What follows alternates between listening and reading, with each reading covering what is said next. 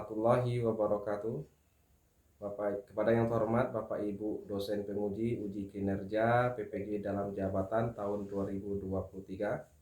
Perkenalkan, nama saya Dodi Andespa, SPDI, Guru Pendidikan Agama Islam di SMA 2 Solok Selatan, dan juga mahasiswa PPG dalam jabatan BED 3 di LPTK Universitas Islam Negeri Mahmud Yunus Batu Sangkar. Kali ini akan menampilkan video praktik pembelajaran untuk memenuhi tugas uji kinerja.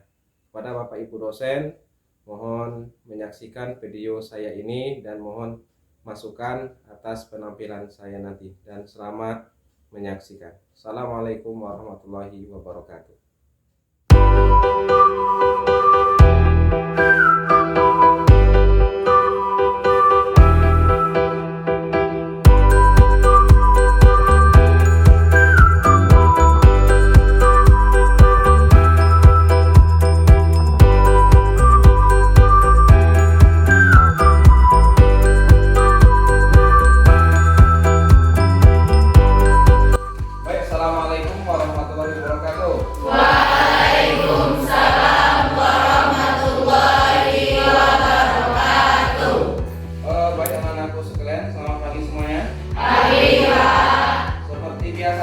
Menjelang PBM kita mulai pada hari ini, ketua kelas ya Pak Fajar, silakan siapkan dan pimpin doa menjelang PBM dimulai. Pada ketua kelas silakan.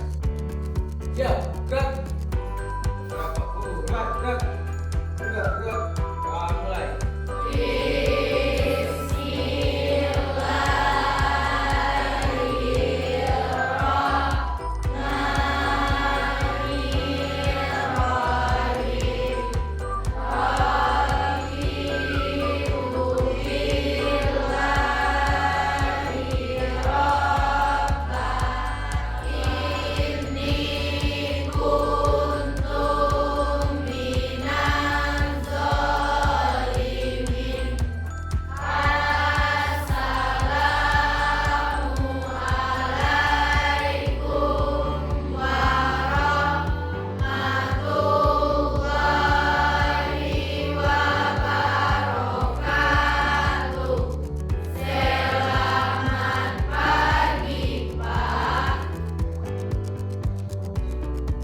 Assalamualaikum warahmatullahi wabarakatuh. Waalaikumsalam warahmatullahi wabarakatuh.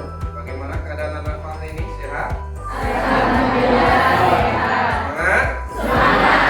Alhamdulillah, dengan semangat itulah mudah-mudahan di pagi hari yang cerah ini memulai aktivitas kita pada hari ini dengan penuh semangat, sehingga apapun yang ilmu yang akan kita pelajari hari ini bisa kita kuasai dan bisa bermanfaat untuk kita semuanya. Amin. Amin. Baik, seperti biasa sebelum kita memulai materi pelajaran kita, Bapak akan cek kehadiran anak-anak sekalian.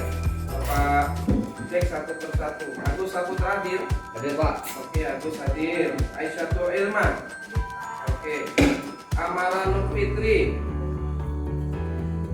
Amiftah kemarin nggak datang Ami. Kenapa? Kita sehat sekarang.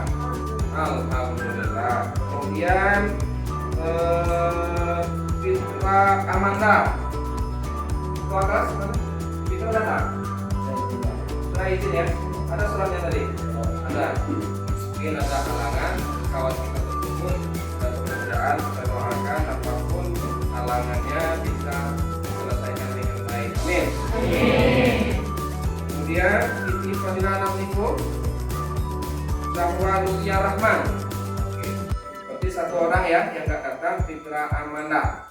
Baik anak-anakku sekalian, sebelum kita memulai pelajaran hari ini, lokal kita sudah bersih nih. Ada pikir tadi? Bedanya agak pakai sedikit. Oke, sudah rapi, berarti kita siap untuk memulai dan melaksanakan PBM hari ini. Adapun materi PBM kita hari ini di mata pelajaran pendidikan agama Islam dan budi pekerti ialah pernikahan di dalam Islam. Kali ini kita akan masuk pembahasan yang baru. pembahasan kali ini kita langsung ke aspek fikih. Di dalam aspek fikih ini materi yang akan kita bahas yaitu pernikahan di dalam Islam. Pernikahan di dalam Islam. Sebelum kita bahas ini, materi ini lebih dalam lagi, paparkan flashback ke belakang, melaksanakan refleksi tentang materi yang kita bahas dulu, yaitu tentang kerja keras dan bertanggung jawab. Bapak puas kemarin. Kenapa Bapak puas? Setelah Bapak kasih tugas untuk mengerjakan KPD, 85% mendapat nilai rata-rata di atas 90. Tangan dulu. Nah, semua anak-anak Bapak tuntas dalam materi kerja keras dan tanggung jawab. Sebelum kita masuk ke materi kita pada hari ini, Bapak cek dulu penguasaan materi kita kemarin. Materi kita kemarin apa? Kerja keras dan tanggung jawab. Bapak kasih pertanyaan, yang bisa jawab silahkan angkat tangan dan Bapak kasih poin nilai. Ya. Siapakah yang bisa menjelaskan pengertian dari tanggung jawab?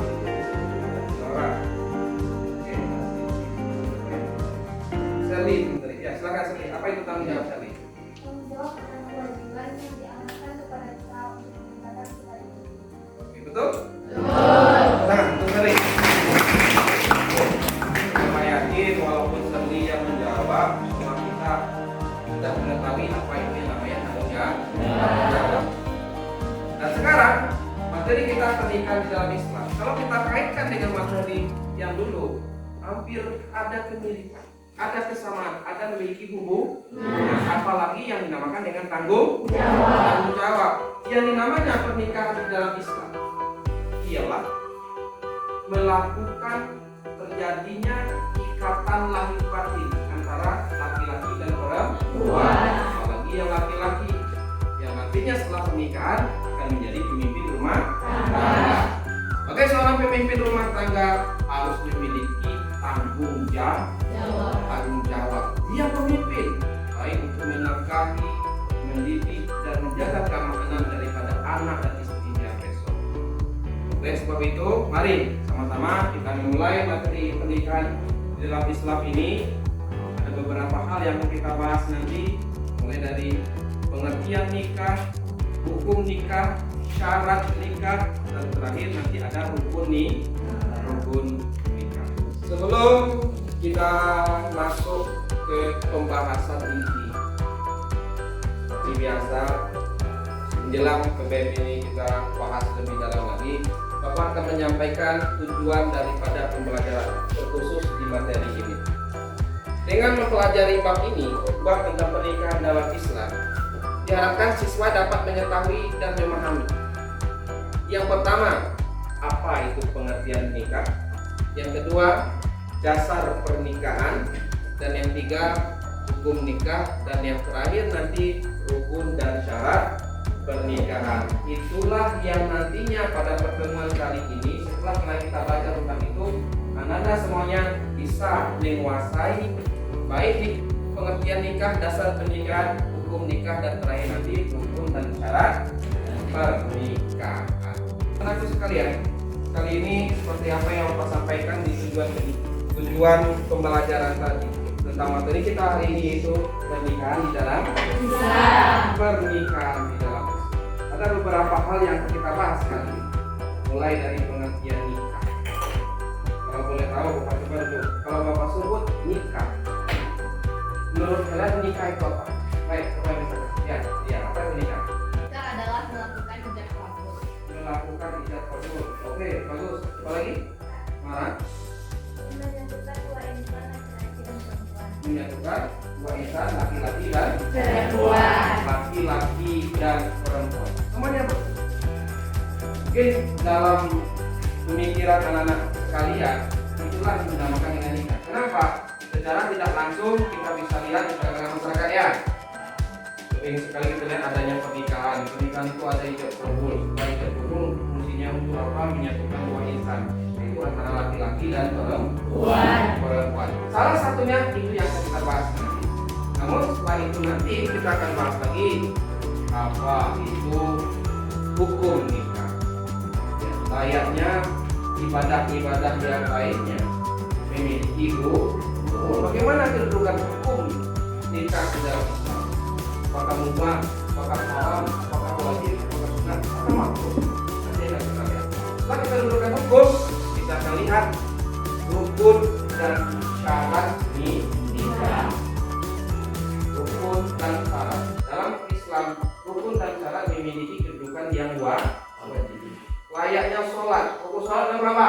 15. Sekiranya satu saja rukun tidak terpenuhi, sah nggak sholat kita? Begitu juga kedudukan syarat dan rukun dalam pernikahan harus dipastikan terpenuhi. Kalau tidak terpenuhi, maka nikah tersebut bisa dikatakan belum sah atau tidak sah. Ya. Tadi Bapak sudah memulai membuka gambaran materi apa saja yang akan kita bahas hari ini. Mulai dari tadi ada pengertian nikah, kemudian lanjut dengan dasar pernikahan, lanjut dengan hukum pernikahan, lanjut dengan syarat dan rukun pernikahan. Sekarang Bapak akan bagi 3 kelompok. Yang kelompok ini adalah kelompok minggu kemarin, tidak dilupa, tetap kelompok minggu kemarin. Setiap kelompok akan Bapak kasih materi untuk dipecahkan. Untuk dipecahkan sesuai dengan materi kita pada hari ini. Kelompok 1, kelompok siapa kemarin? Kelompok 1. Ini materinya silakan kalian selesaikan, berdiskusi nanti, selesaikan materi tentang apa saja dasar daripada pernikahan. Nah, minta 3 dasar pernikahannya. Yang pertama adalah pandangan Islam. Pandangan Islam dalam artian mana dalilnya, apa dalil yang menjelaskan tentang pernikahan. Kemudian ada nggak hadisnya. Kemudian dalam segi perundang-undangan Indonesia, ada nggak undang-undang Indonesia mengatur tentang pernikahan? Nah, ini materinya. Kemudian kelompok 2, siapa kelompok 2 kemarin? Kelompok Hambali. Silakan nanti Bapak kasih materi untuk kelompok 2 membahas tentang hukum pernikahan. Bagaimana kedudukan hukum pernikahan di dalam Islam? Apakah hukumnya mubah? Apakah wajib? Atau hukum ini bisa berubah-ubah dalam pernikahan? Nanti silakan diskusikan. Ini materinya untuk kelompok 2. Kemudian untuk kelompok 3, ya, untuk kelompok 3 membahas tentang syarat dan rukun. Yang namanya syarat sesuatu yang dipenuhi sebelum. Rukun ketika terjadinya hal tersebut.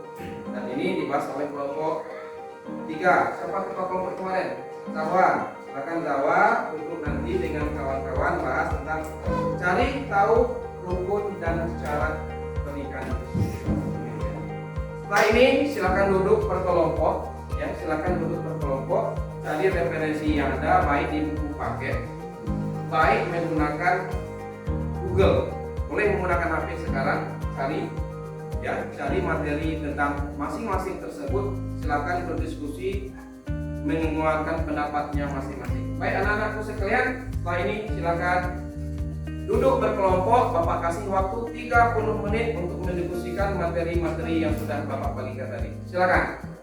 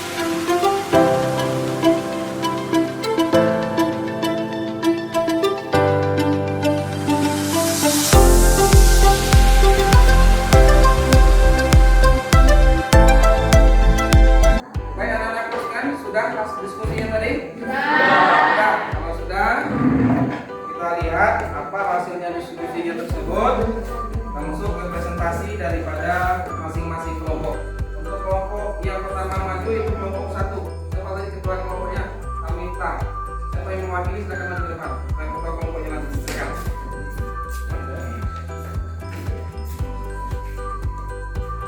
Assalamualaikum warahmatullahi wabarakatuh. Waalaikumsalam warahmatullahi wabarakatuh. Perkenalkan, nama saya Anggun Nurdana dari kelompok 1. Saya akan mempresentasikan hasil diskusi kelompok 1 tentang dasar pernikahan. Dasar pernikahan terdapat 3 macam dasar. Dasar yang pertama yaitu menurut Al-Quran yang terdapat dalam surat An-Rum ayat 21 yang berbunyi Wamin ayatihi an khalaqalakum min anfusikum azwajan litaskunu ilaiha wa ja'ala bainakum mawaddatan wa rahmah. Inna fi dzalika laayatin liqaumin yatafakkarun. Sadaqallahu adzim. Yang artinya, dan di antara tanda-tanda kekuasaannya ialah dia menciptakan untukmu istri-istri dari jenis sendiri, supaya kamu cenderung dan merasa tentram kepadanya, dan dijadikannya di antaramu rasa kasih dan sayang. Sesungguhnya pada yang demikian itu benar-benar terdapat tanda-tanda yang kaum yang berpikir. Dasar yang kedua terdapat pada hadis Rasulullah. Dari kelompok 2 ingin mempresentasikan mengenai hukum pernikahan. Berdasarkan kondisi orang yang ingin melakukan pernikahan, maka hukum pernikahan dapat dibagi menjadi 5. Di antaranya yaitu mubah. Mubah merupakan pernikahan bagi orang yang sudah memenuhi syarat dan yang berhak dan boleh menikah. 2. Wajib. Wajib merupakan orang yang telah mampu menikah, tapi khawatir dia akan terjerumus ke dalam perzinahan. Warahmatullahi wabarakatuh. Waalaikumsalam warahmatullahi wabarakatuh. Perkenalkan, nama saya Rizky Tara dari kelompok 3. Saya akan mempresentasikan hasil diskusi kelompok kami dengan materi rukun dan syarat pernikahan. Rukun pernikahan ada 5. Yang pertama adanya calon suami, yang kedua adanya calon istri, yang ketiga adanya wali nikah, yang keempat adanya 2 orang saksi, yang kelima adanya ijab dan qabul. Adapun syarat calon suami, yang pertama beragama Islam, yang kedua atas kehendak sendiri, yang ketiga bukan mahram, yang keempat tidak sedang ihram haji atau umrah. Syarat calon istri, yang pertama beragama Islam, yang kedua tidak terpaksa dan tidak bersuami, yang ketiga bukan mahram, yang keempat tidak dalam masa iddah, yang kelima tidak sedang ihram haji atau umrah. Demikianlah presentasi dari kelompok kami. Assalamualaikum warahmatullahi Ya, wabarakatuh. terima kasih. Baik anak-anakku sekalian, tadi kita sama-sama sudah mendengar, memperhatikan hasil presentasi daripada kelompok masing-masing. Baik kelompok 1, kelompok 2, dan kelompok 3. Semuanya bagus penampilan daripada masing-masing kelompok. Kemudian dari presentasi tadi, Bapak yakin mungkin masih ada yang ingin bertanya-tanya, yang mungkin ada yang kurang paham dengan hasil presentasi dari kelompok masing-masing. Oke, sekarang Bapak buka. Yang ingin bertanya, tentukan apa pertanyaan Anda sekalian dan ditujukan pada kelompok mana. Silakan, siapa yang ingin bertanya? Ilma, silakan. Untuk kelompok berapa Ilma? Kelompok 2. Silakan, apa pertanyaannya? Ada sebuah kasus. Apa hukum nikah bagi seorang laki-laki yang sudah cukup umur untuk menikah dan sudah mampu menafkahi keluarganya nanti, namun kurang bisa mengelola nafsu syahwatnya? Oke. Bisa dipahami? Kurang jelas ya? Bapak jelas. Tadi kalau tidak salah pertanyaan daripada Ilma, kasus Ilma ya, mungkin Ilma menemukan kasus ini kelompok 2. Ini kelompok 2 menemukan kasus ada seorang laki-laki katanya tadi. Dia kalau dalam segi umur sudah cukup umurnya untuk masa melaksanakan pernikahan. Dalam segi pekerjaan gitu. Dalam segi pekerjaan dari gajinya nanti bisa alhamdulillah cukup untuk menafkahi anak dan istrinya nanti. Namun satu kelemahannya di sini kurang bisa mengendalikan hawa nafsu, takut gampang terjerumus dalam perbuatan berzina. Nah, tadi yang membahas itu kelompok 2 tentang hukum. Silakan dari kelompok 2 apa hukumnya? Siapa yang bisa? Ya, silakan ya. Baik, kami akan menjawab pertanyaan. Hukum bagi laki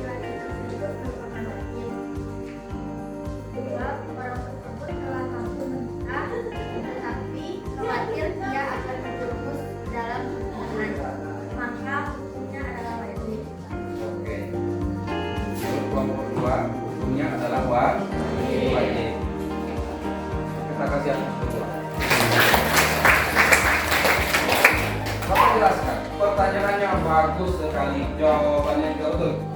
Hukum kasus yang seperti tadi ialah wajib. Makna wajib di sini. Kita artikan wajibnya dulu. Wajib, definisi daripada wajib adalah apabila dikerjakan berpahala, namun ketika ditinggalkan berdosa.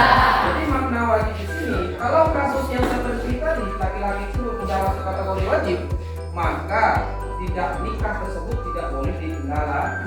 Tidak harus. Kenapa? Daripada dia terjerumus dalam perbuatan zina, lebih baik dengan cara yang halal. Dengan melakukan pernikahan. Bisa dipahami teman? Oke. Anak-anakku sekalian, alhamdulillah tadi diskusi kita sudah dudukkan 3 materi kita tadi. Yang kelompok 1 membahas tentang apa tadi?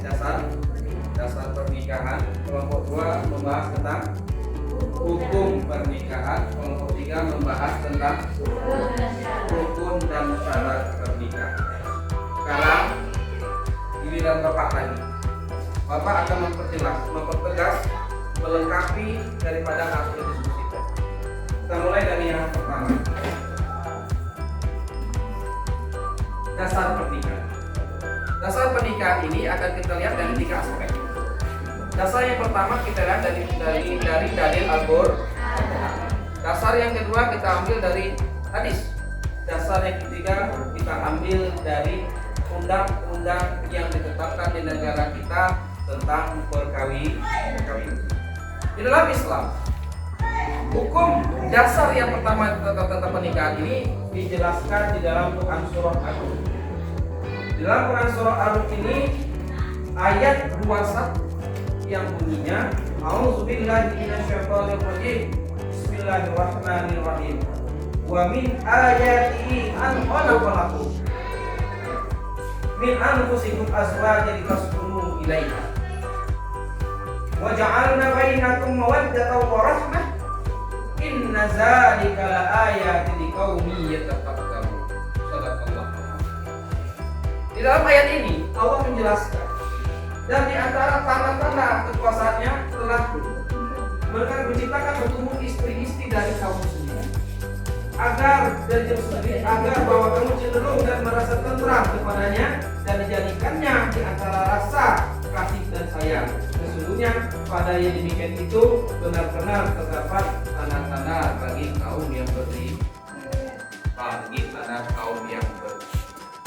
Jelas di dalam ayat ini Allah menyebutkan bahwa diciptakannya kita di muka bumi ini untuk memupuk rasa dan kasih sayang dengan melakukan pernikahan. Kemudian ada hadis yang disampaikan oleh Rasulullah SAW. Kata Rasulullah SAW yang artinya dalam hadisnya, wahai pemuda, barang siapa di antara kalian yang mampu menikah, maka menikah. Ya. Karena menikah itu lebih dapat menahan pandangan dan lebih dapat menjaga porsi kemaluan. Barang siapa yang tidak mampu menikah, maka hendaknya ia berpuasa. Karena puasa dapat menekan nafsu syahwat. Jadi ini sesuai dengan pertanyaan Ilma tadi. Nikah ini merupakan solusi untuk membentengi akhlak laki-laki ataupun perempuan daripada berbuat yang keluar dari koridor Islam. Berzinahlah namanya, maka wajib hukumnya menikah. Tapi wajib hukumnya untuk melaksanakan pernikahan daripada berzina. Kemudian dalam aturan yang lain, karena kita hidup di negara hukum, di negara kita juga sudah mengatur tentang pernikahan. Dan itu diatur, tertuang dalam Undang-Undang Nomor 1 tahun berapa tadi? 1974 tentang perkawinan. Apa itu perkawinan dijelaskan dalam undang-undang tersebut, syarat sah pernikahan bahkan sampai perceraian sudah terjelas dengan rapi di Undang-Undang tahun 1975. Bisa dipahami? Lanjut. Hukum pernikahan. Hukum pernikahan di sini Mungkin ada yang bertanya-tanya tadi, Pak, kok hukum sholat ada sholat wajib yang satu wajib ya, ada sholat sunat ya sunat satu. Kenapa di nikah ini hukumnya ada banyak? Ada mubah, wajib, sunah, makruh dan haram. Kenapa hukumnya banyak kayak ini? Disesuaikan dengan keadaan orang yang akan melaksanakan pernikahan. Contoh, si Al dengan si Fajar, beda nggak orangnya? Berbeda. Sifatnya sama nggak? Beda. Contoh nanti setelah tamat kuliah, si Al ini langsung dapat kerja. Kalau yang namanya dapat kerja, nggak ada berpenghasilan. Udah si Fajar tamat kuliah nganggur, otomatis belum dapat penghasilan. Berbeda nggak kondisi di dua orang ini? Umurnya sama. Kalau kita lihat dari pernikahan, Al insya Allah bisa menafkahi karena ada penghasilan, si Fajar belum. Maka hukum nikah bagi si Al dan si Fajar berbeda. Itulah menyebabkan hukum nikahnya bisa bukan berubah namanya, sesuai dengan kondisi. Kita lihat untuk kondisi mubah, untuk orang yang seperti apa? Mubah bagi orang yang sudah memenuhi syarat dan dia berhak boleh menikah, cukup syarat dasarnya saja. Seperti untuk si Fajar cukup syarat mubah. Apa itu mubah? Boleh iya, boleh tidak. Kemudian wajib. Definisi wajib tadi harus, tidak boleh tidak. Kenapa wajib? Orang yang telah mampu melakukan pernikahan wajib ia terjerumus dalam ke dalam perbuatan seperti rumah tadi pertanyaannya. Umur sudah cukup, penghasilan sudah, kemudian untuk menafkahi keluarganya juga sudah mampu. Nah, kelemahannya tadi kelemahannya tadi kurang bisa mengendalikan hawa nafsu. Wajib. Kemudian sunat. Yang namanya sunat apa? Apabila dikerjakan, ditinggalkan, enggak berdosa, enggak apa-apa. Perbedaannya dengan wajib. Kalau ditinggalkan, berdosa. Sunat. Itu yang namanya sunat di sini lebih baik disegerakan. Itu orang yang seperti apa? Orang yang sudah mampu menikah, tetapi masih sanggup mengendalikan dirinya dari godaan yang menjurus kepada perbuatan zina. Bedanya tipis dengan wajib. Gimana perbedaannya? Nah, kalau yang sunnah masih bisa mengendalikan hawa nafsu, masih bisa mungkin dengan cara memperbanyak puasa sunnah, melakukan aktivitas positif. Daripada yang wajib ini tidak bisa, kurang mampu mengendalikan. Jadi yang namanya sunnah, walaupun ditunda dulu nikahnya tidak apa-apa, tapi lebih baik disegera. Bisa dipahami? Dan begitu juga nanti hukum nikah yang lainnya. Terakhir, syarat dan rukun nikah. Rukun nikah terdiri dari berapa rukun tadi? 5. 1. Adanya calon suami. 2. Adanya calon istri. 3. Adanya wali nikah. 4. Adanya 2 orang saksi. Yang terakhir, Adanya ijab dan kabul. inilah rukun daripada pernikahan. Rukun adalah sesuatu yang wajib terpenuhi. Calon suami, iya bapak. Kalau nggak ada calon suami, mau nikah sama siapa nih ya? Ada calon istri, ada wali nikah, ada 2 orang saksi, dan ada ijab dan kabul. Calon suami, calon istri, bisa dipahami? Wali nikah. Wali itu siapa? Orang yang menikah. Apakah diambil dari pihak laki-laki atau perempuan? Perempuan. Siapa wali nikahnya kalau dari pihak perempuan? Wali nikah dibagi 2. Ada namanya wali nasab, ada wali hakim. Wali nasab dan wali hakim. Wali nasab diambil dari garis pertalian darah, maknanya dari keluarga. Wali hakim yang diwakilkan. Contoh siapa? naik wakwa, naik penghulu. Itu namanya wali hakim. Kalau sering kita lihat di tempat-tempat yang dinikahkan, kalau dia dinikahkan oleh orang ayahnya langsung wali nasab atau wali hakim? Wali nasab. Oke, kemudian ada 2 orang saksi. Saksi ini diambil dari yang berjenis kelamin laki-laki. Tidak boleh yang perempuan, harus laki-laki. 2 orang saksinya. Kemudian adanya ijab, ijab dan qabul. Ijab apa? Ijab adalah kata-kata penyerahan. Qabul kata-kata penerimaan. Oke. Pernah dengar ijab qabul? Kalau ijab apa biasanya kata-katanya? Saya nikahkan atau kawinkan engkau Siti Fatimah binti Maimun dengan Rio binti Maimun dengan mahar seperangkat alat sholat. Itu ijab. Kata-kata penyerahan yang diucapkan oleh siapa?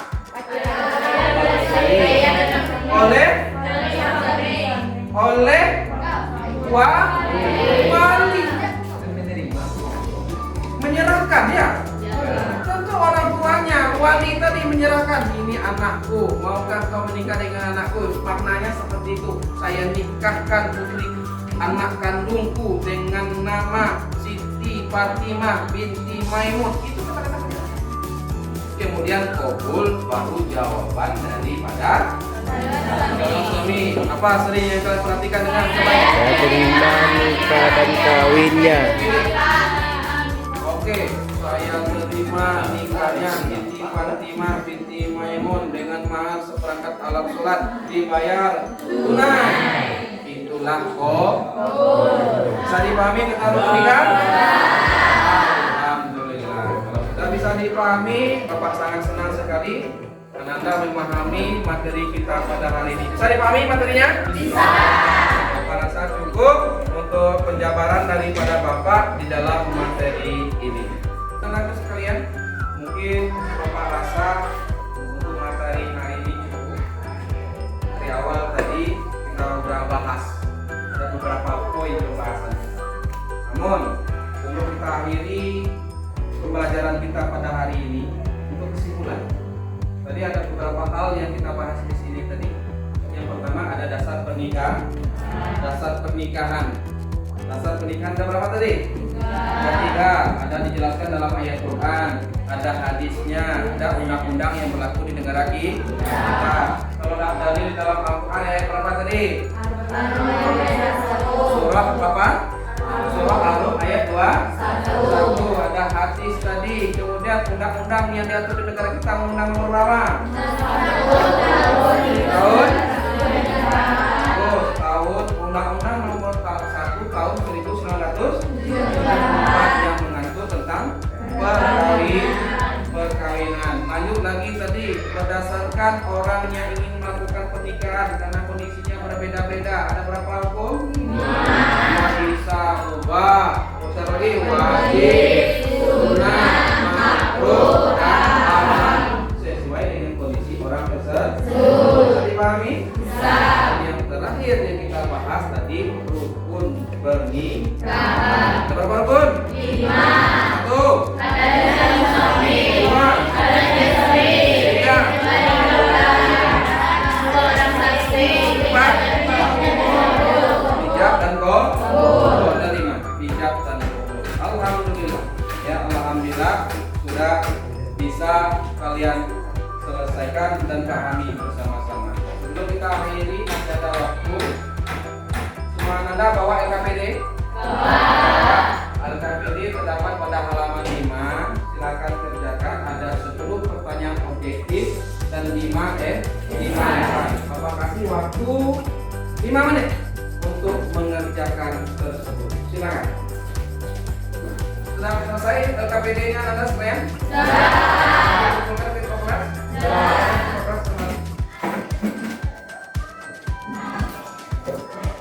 Baik, nanti akan Bapak cek, Bapak periksa minggu depan semua Ananda akan dapat melihat hasil daripada LKPD ini.